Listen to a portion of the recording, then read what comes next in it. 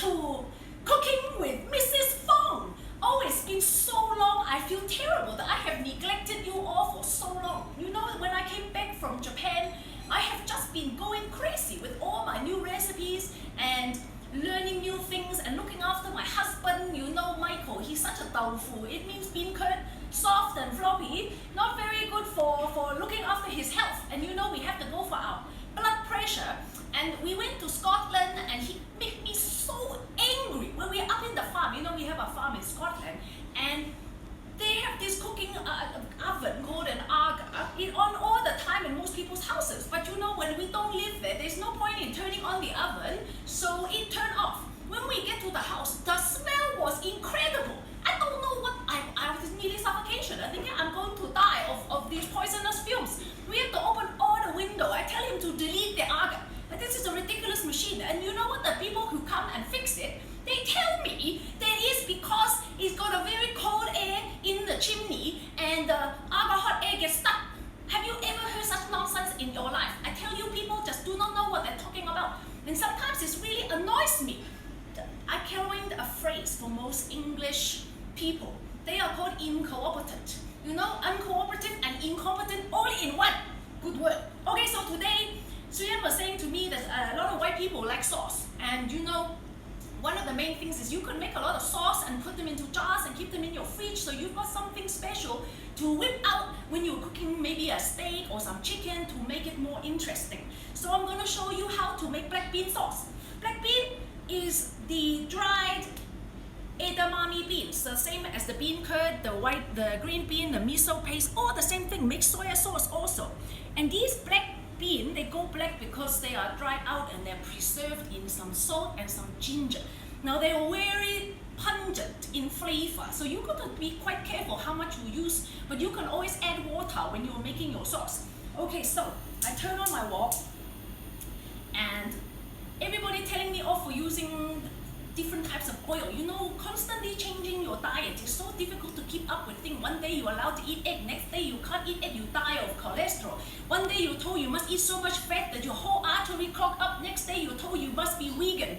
I mean, really, it's very difficult. Maybe everybody should go the Mrs. Fong route. Many things are good for you, eat in moderation. And you know, we take a little thing from the Japanese, you eat 70%. Never eat till you're so full you can't breathe.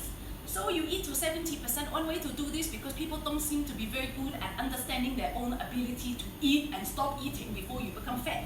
So you use smaller plate.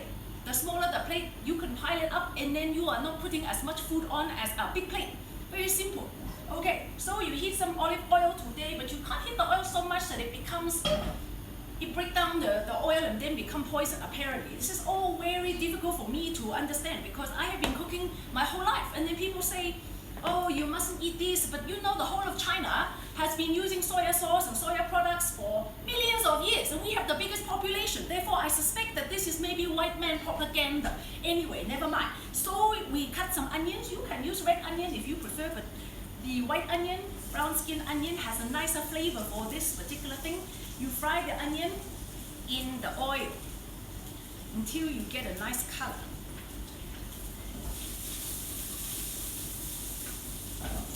You know, Suyan has been on all these adventures with her friend Carla. They've been climbing mountains and swimming in the sea. Sometimes I worry that she do too much. I was watching this video the other day and it said to be young and beautiful, you actually need to slow down. And I don't think I can do this, but they also say you should have a hot-cold shower. You go into the shower, it's hot, 10 seconds later you make it cold, then you go hot-cold. Again, the Japanese do this with their spa treatment. You go in completely naked. Luckily, it's not girl boy, just girl, and you wash yourself completely. Then you go to the hot spring, then the hotter spring, and then the freezing cold spring. I don't like that at all. I get sick. You know, people say you don't get sick if you get cold. That's just nonsense. Of course you get cold. When you get cold, your defense down, then you get sick. So the two go hand in hand. Yes, maybe the virus not to do with the cold, but it is everywhere all the time, especially now with so many people. And I'm coming to South Africa in December for my holiday, and I'm going to be on an aeroplane, so I always wear a mask on the plane to protect me from all those horrible germs. Okay, so you fry the onion, get some nice fragrance fill the room. My children always laugh because they say to me, Mommy, you should have learned to be a baker. I bake beautifully. I bake a beautiful passion fruit cake. And I've been telling Suyan I make the best sponge cake in the whole world. I just have not had time to make it for her. She's been waiting now for 45 years. Okay, so here's your onion, nice and blank. Now you got the dry beans. You put the beans in. Some people like to wash it, but I don't think it's necessary. And you get the flavor in. And you know, Chinese people, they do add sugar. If you have a problem with sugar, maybe maple syrup or honey if you like, it cuts through the salt. I understand that you must not eat too much sugar, but you know, again, in moderation, you're not eating a lot of this sauce. But the sauce is only meant to coat the thing you are cooking, to add flavor, not as a side dish. Okay, then a little bit of soy sauce just to make it wet. You feel the steam coming off and that adds to the flavor. Now, we have two types of oyster sauce. Now, you know, if you're cooking for people who have allergy or you know what the thing is, or you have some religion and you cannot eat oyster, like Suyan married to a Jew.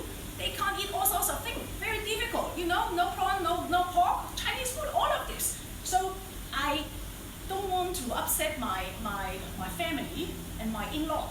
So you can buy a vegetarian version made from shiitake mushroom. Almost the same, not quite as good, but you know it's okay. And then you keep your relationship happy. It's all about compromise. No. Okay, so I'm adding quite a lot of this sauce. It is delicious and it actually is probably enough. And then you can make it a bit thinner with a little bit of water. And then as it cooks up, that is all. And now you have a beautiful